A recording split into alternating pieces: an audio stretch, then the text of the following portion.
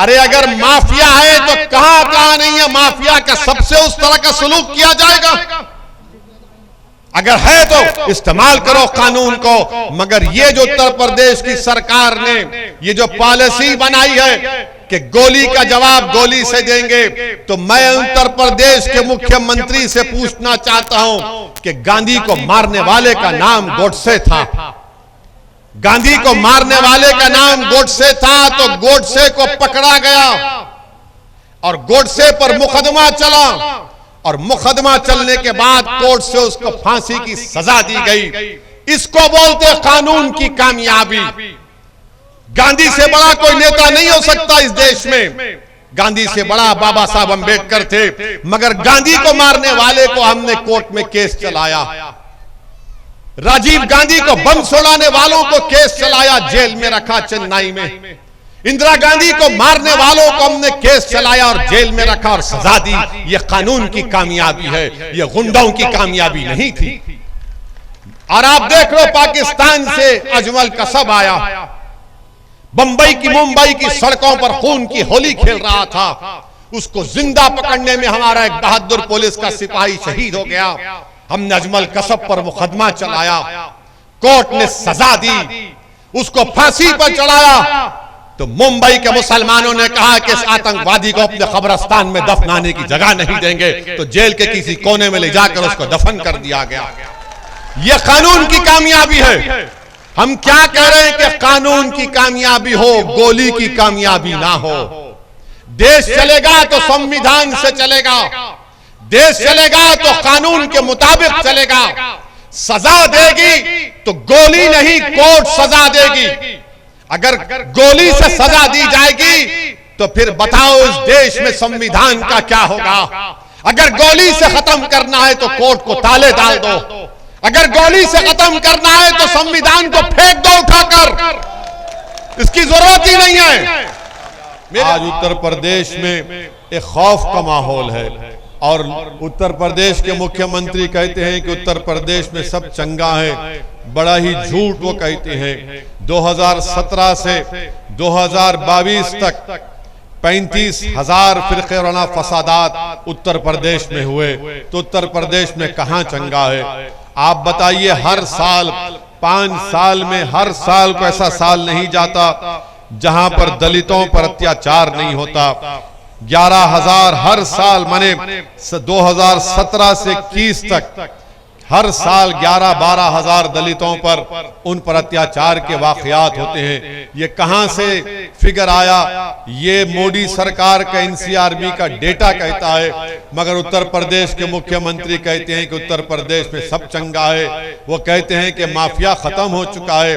अरे अगर माफिया खत्म हो चुका है तो बताओ बीजेपी में जो जितने लोग हैं उन पर जो मुकदमे हैं, उन पर जो क्रिमिनल केस है, उनका आप क्या करेंगे? मेरे अजीज दोस्तों और बुजुर्गों, बड़े अफसोस के साथ कहना पड़ता है कि आज हम एक डर और खौफ के माहौल में अपनी जिंदगी गुजार रहे हैं। मुरादाबाद में रमजान के दौरान किसी ने अपने गोडान में तरावी की नमाज का इंतजाम किया गया तो वहां पर जाकर छापा मारा जाता है।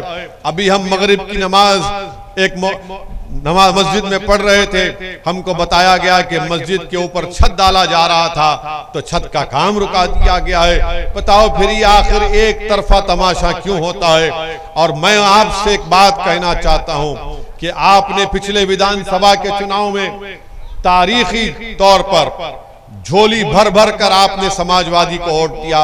मैं कुंदरगी के जलसे में जब मेरे हाफिज वारिस के लिए आपसे वोट की अपील कर रहा था, मैं आपको याद दिलाना चाहता हूं, मैं आपसे कह रहा था, पुकार पुकार कर कहा कि यकीन करो मेरी बात का कि ये समाजवादी पार्टी बीजेपी को नहीं रोक पाएगी, मगर आपने कुछ और फैसला लिया।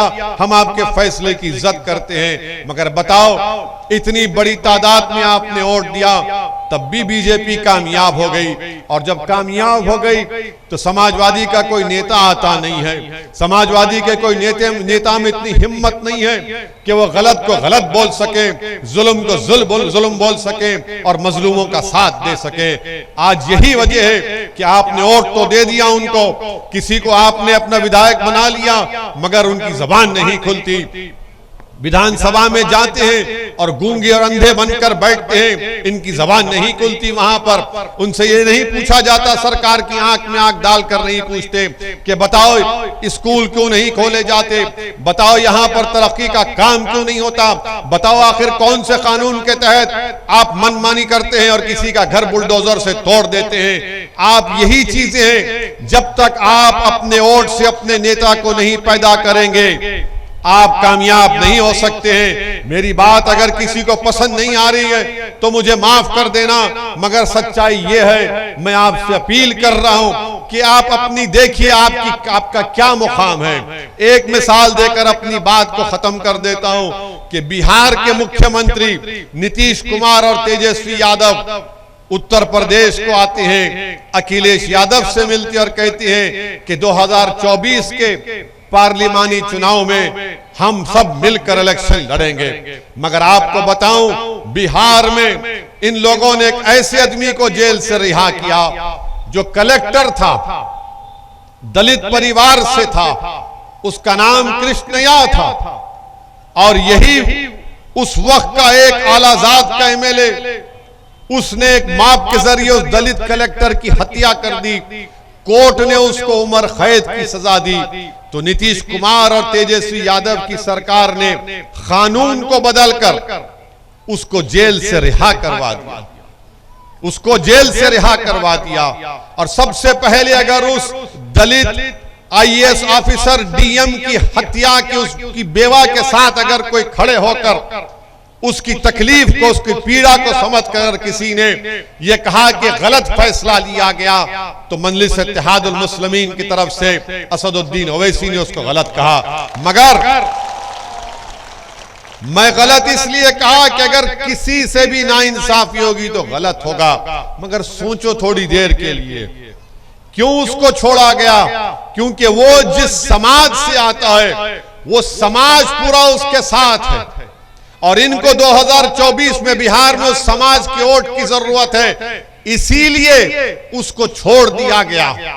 बिल्किस बानो को जिन्होंने रेप किया, हामिला थी बिल्किस बानो, उसका रेप हुआ, उसकी मासूम बच्ची को उसकी आंखों के सामने उसका कत्ल किया गया।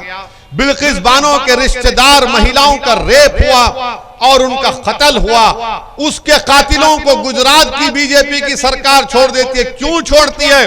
क्योंकि छोड़ने वालों की ताकत थी, वो कातिल थे, मुजरिम थे, मगर छोड़ा इसलिए क्योंकि उनके पास सियासी ताकत थी। अब थोड़ी देर के लिए अपने सीनों पर हाथ रखकर बताओ, क्या तुम में वो ताकत है?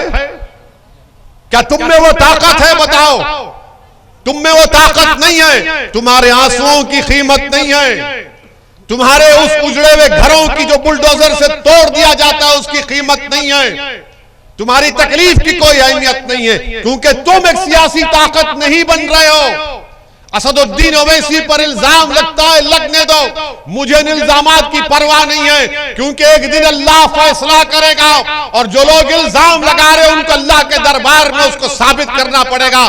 मगर सुनो मेरी इस बात को, सुनो मेरी इस बात को, मैं तुम्हें ये इसलिए नहीं कह रहा हूं कि तुमको जज्बात में लाकर थालियां हासिल करो, मैं तुम्हारे थालियों का मोहताज नहीं, मैं तुम्हारा इत्तेहाद चाहता हूं, मैं तुम्हारी ताकत, तुमको ताकत बनते हुए देखना चाहता हूं कि मेरी आंख अल्लाह बंद करने से पहले उत्तर प्रदेश में आप एक सियासी ताकत बने। अरे अगर हर समाज का एक नेता हो सकता है तो आप क्यों नहीं हो सकते? क्यों नहीं हो सकते आप? क्या आप अखिलेश यादव की गुलामी करेंगे जिंदगी भर? क्या आप बीजेपी, योगी और मोदी से डर कर किसी का साथ देंगे? सोचो, बिल्किस बानो के कातिलों, बिल्किस बानो के अस्मत रेजी करने वालों को छोड़ दिया गया, एक दलित आईएएस ऑफिसर को मारने वाले को छोड़ दिया गया क्योंकि उसमें सियासी ताकत थी।